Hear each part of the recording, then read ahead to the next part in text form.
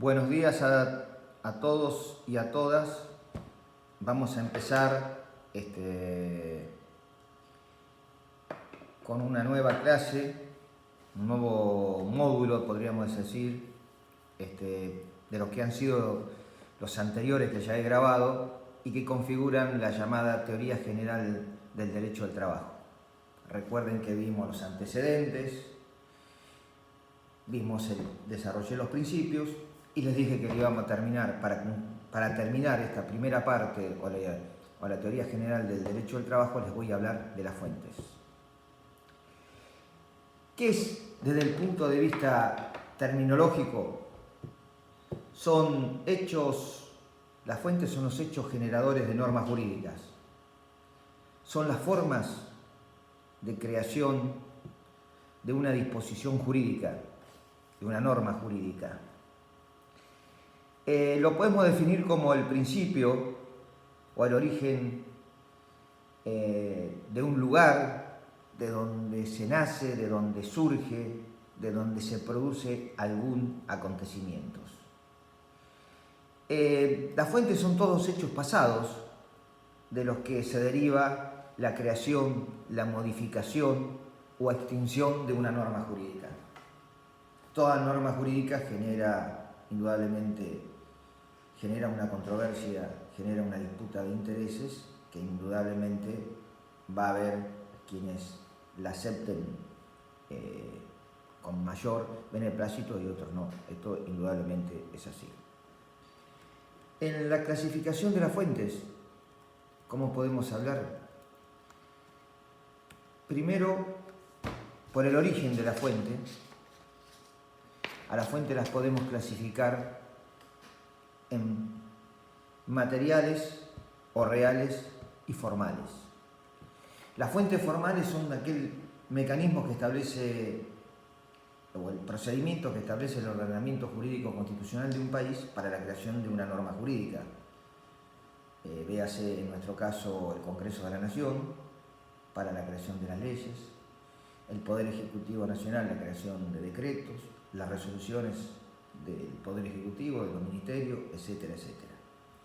En cambio, las fuentes reales o materiales son aquellas que surgen a partir de hechos, de acontecimientos importantes que se producen en un determinado momento en una comunidad y que obligan o que determinan la creación de una norma jurídica.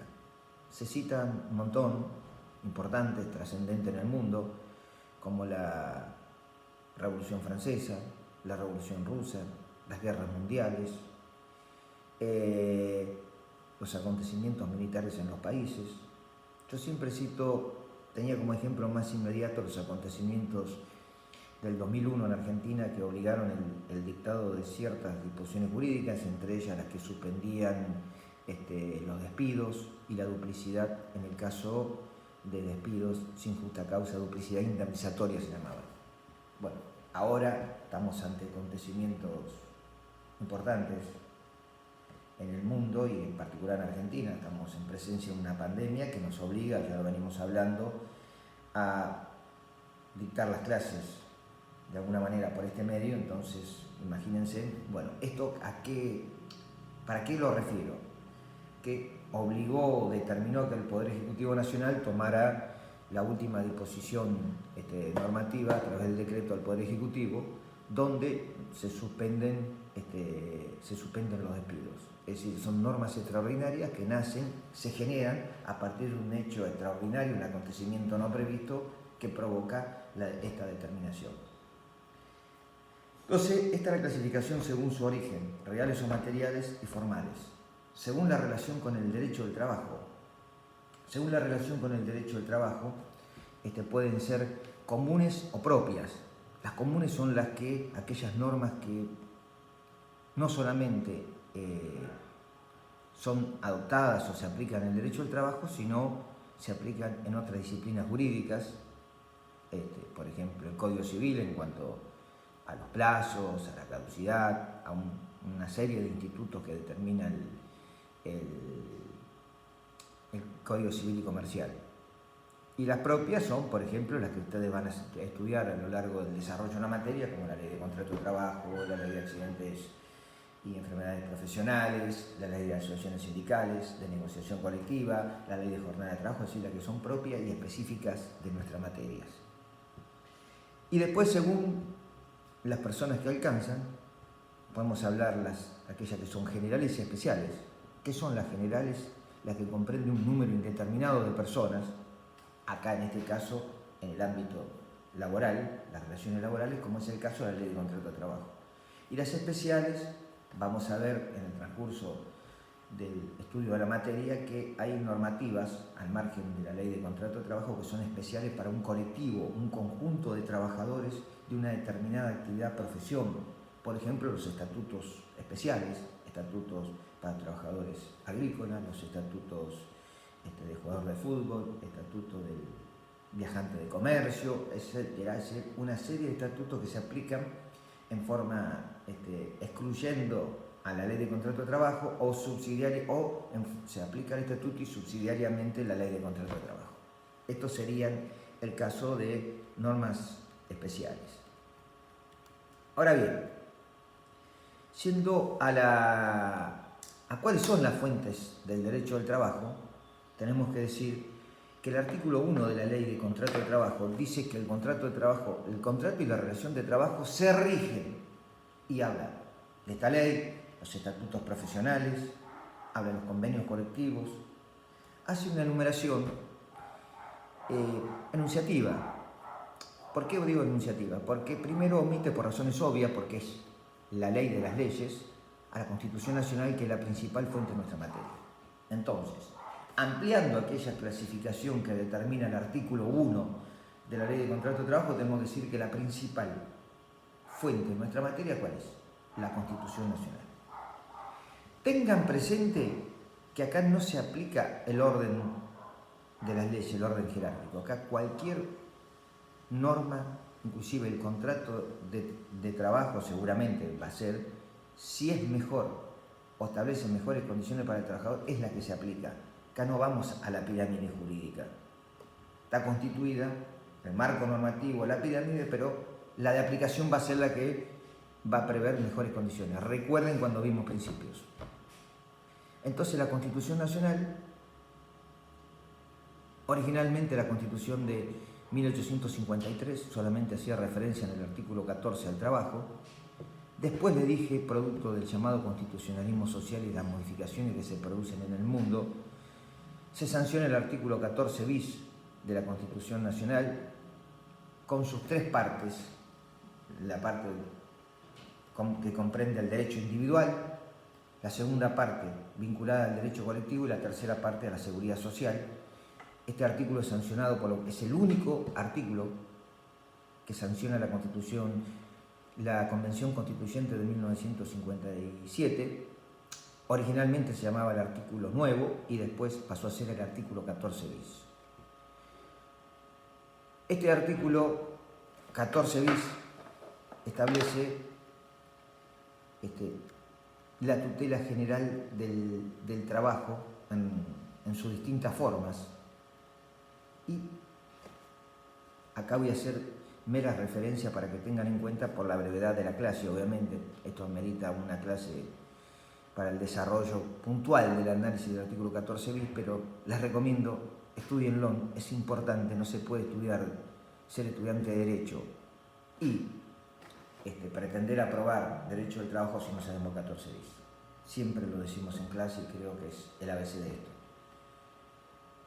El artículo 14 bis, que establece entonces en tres partes: individual, la parte colectiva, que es la segunda parte referente a los gremios, a las asociaciones sindicales, y el tercero de la seguridad social, que para los chicos que estudian en Santa Fe, la Universidad del Litoral, es objeto de estudio de la seguridad social. En el caso de los alumnos de la Universidad Nacional del Noroeste de la provincia de Buenos Aires, que también estoy dirigiendo esta clase, la vamos a dar en la segunda parte de la materia, un poquito más avanzada.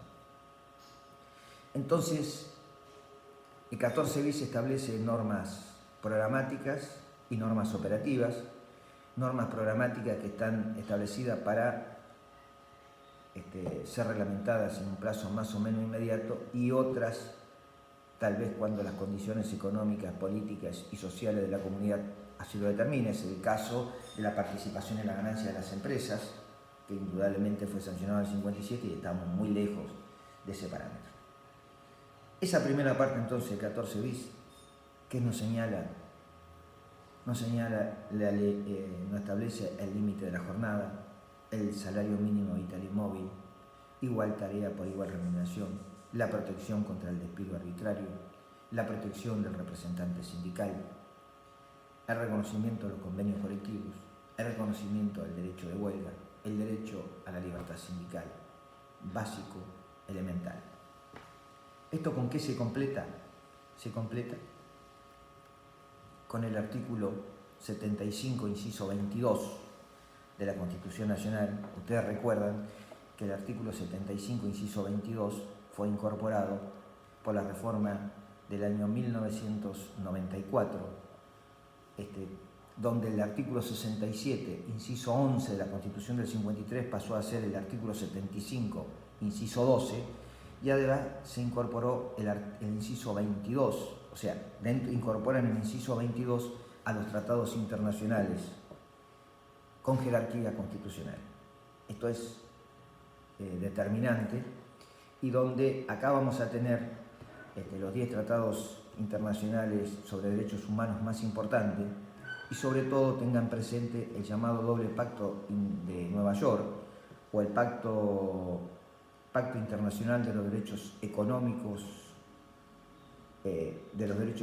sociales y culturales, y de los derechos civiles y políticos, que en ambos entendemos, así lo entiende la doctrina y la jurisprudencia, ha incorporado expresamente el convenio número 87 de la libertad sindical, convenio de la Organización Internacional del Trabajo, lo ha incorporado con rango constitucional. Por lo tanto, un convenio de la OIT va a tener rango constitucional a través de estos convenios. Esto es lo que viene a incorporar el 75, inciso 22, una verdadera revolución, la incorporación de los tratados internacionales de derechos humanos, que, a la luz también de la Convención de Viena, obliga a los jueces, a los magistrados, a seguir las directivas de estos tratados independientemente de que estén o no regulado o reglamentado por el ordenamiento jurídico vigente, o en este caso en nuestro país. Además de la fuente constitucional, la verdad que me cuesta mucho desde el punto de vista de que hay que sintetizarlo, y es un tema extremadamente importante. Por eso recomiendo profundícenlo por la bibliografía que les indiqué, o independientemente busquen otra, pero profundicen el tema de la fuente constitucional, el artículo 14 bis, el 75, inciso 22, la importancia y trascendencia de los tratados internacionales de derechos humanos. Después, otra fuente importante son los convenios internacionales de la OIT.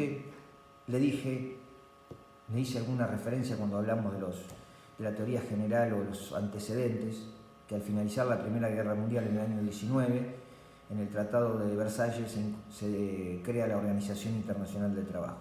Nuestro país, obviamente, que forma parte. Los tratados internacionales, los convenios internacionales, que aprueba la Organización Internacional del Trabajo y que son ratificados por nuestro país, tienen vigencia superior a las leyes e inferior a la norma constitucional, es decir, son infraconstitucionales y supralegales. De ahí que ninguna norma puede omitir o ir en contra de lo que plantea un convenio internacional de la OIT que ha sido ratificado por el país, y menos aún, podríamos decir, con los principios que señalé del artículo 14 bis o del 75, inciso 22 de la Constitución. Después tenemos las leyes nacionales, que ya lo saben, los estatutos especiales, que también dice alguna referencia y que lo van a ver oportunamente en el desarrollo de la materia, que comprenden la regulación específica de ciertas actividades que originalmente han sido excluidas del tratamiento de la ley de contrato de trabajo, el caso del trabajo agrícola o los trabajadores y trabajadoras de casas particulares, Hay otros que se aplican el estatuto y subsidiariamente la ley de contrato de trabajo, el caso de los viajantes de comercio, el caso de los jugadores de fútbol, el caso de una serie el caso de los trabajadores de la construcción, que se aplica el estatuto, y en algunos supuestos en lo que no está previsto se aplica la ley de contrato de trabajo.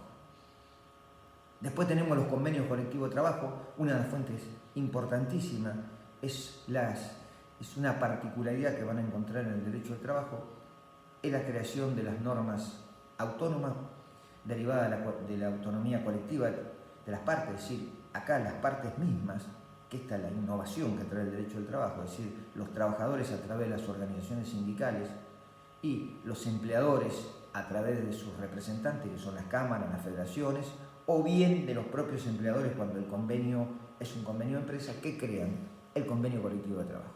El convenio colectivo va a regular condiciones de trabajo para quienes, para una determinada segmento de trabajadores en un ámbito determinado, que puede ser nacional, provincial, municipal, de acuerdo al alcance que se da del convenio, para una categoría profesional.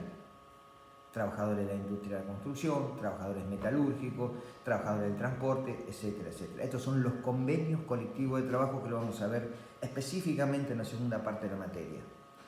Después tenemos los laudos arbitrales, que son determinaciones de árbitros en un conflicto colectivo, cuando el conflicto colectivo no tiene solución. El conflicto colectivo es cuando comprende a un conjunto indeterminado de trabajadores y que tienen un interés común, esos trabajadores, y tiene una afectación del conjunto de los trabajadores. No importa el número, sino la afectación, sino la incidencia que tiene ese conflicto. En ese caso, el mecanismo de solución es a través del diálogo de la negociación de las partes. Si no existe esa posibilidad o se agota, la última alternativa que prevé la ley 14.786 es a través del llamado arbitraje voluntario. Es el único arbitraje admitido. Los convenios colectivos que recién hice alguna referencia están regidos por la ley 14.250 para que vayan tomando nota o se vayan familiarizando con las disposiciones normativas. Después tenemos los laudos, los decretos nacionales, las resoluciones. Lo importante, eso lo va a encontrar en cualquier, lo han visto seguramente en la parte de civil, derecho civil primero, la parte de las primeras materias, por lo cual lo voy a pasar rápidamente, si no quiero hacer referencia a lo que son las normas, las fuentes propias y específicas, que son las que tal vez necesitemos un poquito más de explicación. También van a encontrar los usos de empresas, que son aquella situación donde se dan la reiteración de ciertas conductas por las partes y que son propias de esa empresa y que en la medida que pueden ser más beneficiosas para los trabajadores van a ser tenidos en cuenta. Un ejemplo de ello, si el horario de ingreso la jornada de una determinada actividad es de 8 horas, en un establecimiento sin estar escrito, sin estar pautado, pero es un uso reiterado donde se da una jornada de 7 horas y media, es decir, una hora, el horario de ingreso era a las 8, pero era una costumbre reiterada, constante y permitida por el empleador de ingresar 8:15, 8:30, indudablemente esa costumbre fue adquiriendo fuerza, se fue consolidando como tal y es admitida como fuente, y es una fuente que es más beneficiosa para el trabajador en este caso que la que prevé la fuente normativa. Igual que los convenios de empresa, son los que se celebran en el marco de la empresa, que no pueden modificar condiciones del convenio, solamente del convenio colectivo. El convenio de empresa, que puede comprender condiciones que son más beneficiosas para los trabajadores de ese establecimiento o propias, particulares, que regulan lo que prevé el convenio. En definitiva, para cerrar este bloque, les diría, vayan viendo les tiré algunas ideas de clasificación, el concepto de fuente, cómo podemos clasificar la fuente en general y la fuente propia, particular del derecho al trabajo, cómo la clasificamos. Recuerden, Constitución Nacional no pueden obviarla, no es que no solamente no pueden dejar de saberla. artículo 14, artículo 14 bis, artículo 75, inciso 22, los convenios internacionales. ¿Cuáles son los convenios internacionales? Entonces, son los convenios de la OIT y los tratados internacionales que no fueren incorporados en la Constitución Nacional y que pueden ser ratificados por el país, pero que no están incorporados en el 75, inciso 22. Las leyes nacionales, los estatutos especiales, los convenios colectivos de trabajo, ley 14250, los laudos arbitrales y los usos y convenios de empresa, esos los particulares que comprenden, influyen y que están relacionados con nuestra materia. Con esto, chicos, creo haberles dado un pantallazo general de lo que son la parte de introducción de la materia, los antecedentes y la teoría general del derecho del trabajo. Los veré seguramente por esta vía en unos días y donde ya seguiremos con otro tema, con otros temas del desarrollo del programa. No dejen de cumplir